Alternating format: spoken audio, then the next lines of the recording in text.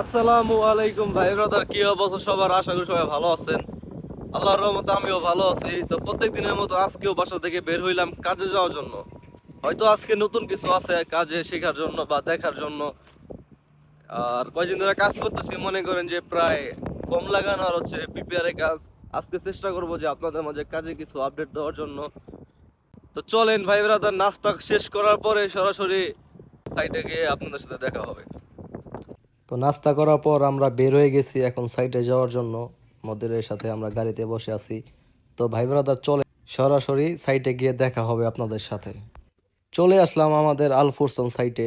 এটাই হচ্ছে আমাদের সাইট। এখানে এত ভিলা দেখতেছেন, এই সবগুলো ভিলাই মনে করেন যে আমাদের মতো আরো অনেকজন কাজ করে এই ভিলার ভেতরেই। আমরা আমাদের ভিলায় চলে আসছি ভাই ব্রাদার। আজকে কাজ হচ্ছে নিচতলায় এসির কাজ। যে দেখতে পাচ্ছেন পাইপগুলা ওই বাথরুম থেকে আসছে। তো এগুলা যেখানে লাইন গেছে মনে করেন সেই পর্যন্ত নিয়ে রাখছি। তো এই টুকটাক করে চলছে প্রবাস জীবন। আর একটু আগে আমরা লাঞ্চ সারলাম, দুপুরে খাওয়া দাওয়া করলাম। এখন বাকি কাম করতে হবে। তো ভিডিওর সাথে থাকেন এবং দেখতে থাকেন ভিডিও। এরই মাঝে আমাদের কাজ কাম শুরু হয়ে গেছে। এখান থেকে এসির লাইন নেওয়া হবে আরেক জায়গায়। এখন যত্ন সহকারে এখানে গুলো লাগানো হইতেছে, জানি পরবর্তীতে যখন নাকি পানি দেওয়া হবে জানি কোনো লিক না আসে। এর জন্য যত্ন সহকারে মনে করেন গুলো লাগাইতেছে আর সুন্দর মতো মাগাজ ঠিক করতেছে, জানি একুরেট কাজটা হয়। এরই মাঝে আমাদের আরেকটি জয়েন দেওয়া বাকি ছিল। তো এর জন্য সুন্দর মতো মাগাজ নিয়ে মনে করেন পাইপটা কাইটা নেওয়া হইতেছে।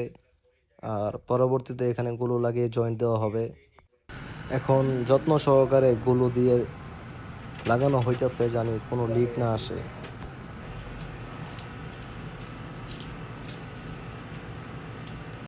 আমাদের এসির কাজ শেষ। এই এসির লাইনটা মনে করেন এদিক দিয়ে আইসা এই ফ্লোর টেনে জয়েন হইছে। এখানে এসি আর এটা হচ্ছে উপরের ওয়াশ বেসিং আছে, তারপরে শাওয়ারের লাইন আছে, আর এগুলো হচ্ছে পিপিআর এর কাজ দেখতেছেন।